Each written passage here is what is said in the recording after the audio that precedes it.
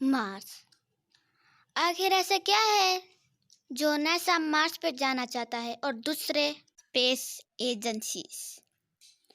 तो इसमें सबसे बड़ा रीज़न ये है कि वो हैबिटेबल जोन में आता है।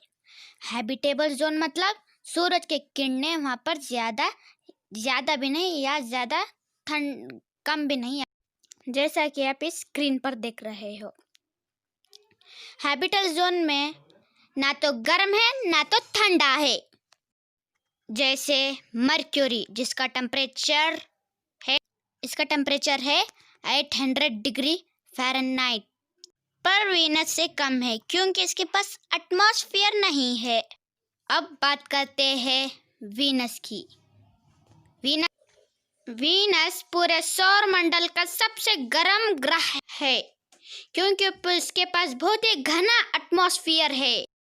जैसा कि आप जानते हैं कि हम स्पेस एजेंसीज बहुत सारे रोबोट्स या ऑर्बिटर्स मार्स पर भेजे हैं, पर उनमें से एक भी 2 घंटे से ज़्यादा नहीं रह पाए। और अब हम इसकी टेम्परेचर की बात करते हैं।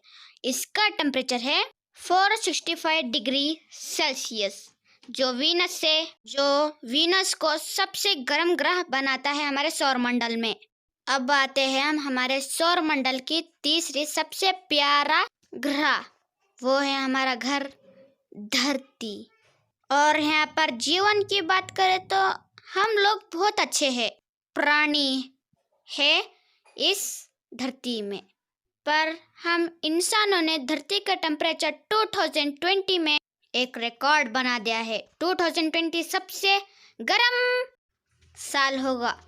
So guys please save earth and water. और अब हम आते हैं सौरमंडल के चारवा ग्रह जिसका नाम है मंगल यानी मार्स, क्योंकि उसे धरती का भाई भी बोलते हैं क्योंकि वो धरती से थोड़ा ही दूर है वीनस के मुकाबले, और वहाँ पर ग्रेविटी बहुत कम है पर उतना भी कम नहीं। और मार्स हैबिटेबल जोन में आता है, इसलिए इसमें पानी या माइक्रो ऑर्गेनिज्म होने की संभावना ज़्यादा है। जैसे हम इंसानों ने वहाँ पर जाने के लिए बहुत सारे रोवर्स बनाए हैं, जैसे उनके नाम हैं जैसे सोजनर और अपॉर्चुनिटी, स्पिरिट और क्यूरोसिटी। और हमारा दूसरा मार्स 2020 मिशन परसेवरेशन जो जुलाई में लॉन्च हो चुका है और वो मार्स पर लैंड करेगा 2021 में। ज़्यादातर लगता है वो लैंड करेगा जजीरो क्रेटर पे, और 2 अलग स्पॉट्स है। और मार्स पे ये खासियत है कि वहाँ पर जमा हुआ बर्फ है, जैसा कि आप इस स्क्रीन पर देख रहे हैं।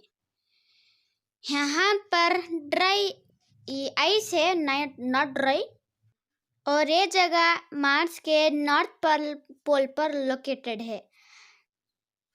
कुछ इंसान ये मानते हैं कि इस आइस को पिघलाने पर मार्स को ट्रांसफॉर्म कर सकते हैं, क्योंकि समय के साथ मार्स का पानी सूख गया था।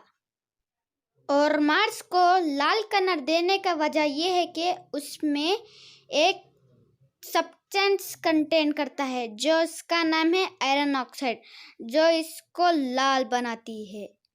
और इसी के साथ पूरे सोलार सिस्टम में इसका सबसे बड़ा वोल्केनो यानी माउंट एवरेस्ट से 3 गुना बड़ा एक वोल्केनो है,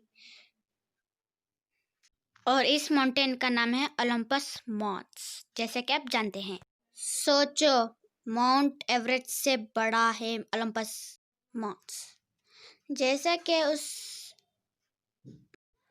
कि कोई रोवर इसकी फ़ोटो नहीं निकाल पाया, ओलंपस मॉन्स की फ़ोटो नहीं निकाल पाया। सिर्फ यह सैटेलाइट और ऑर्बिटर से फ़ोटो टेकन इमेज है, ये रियल है।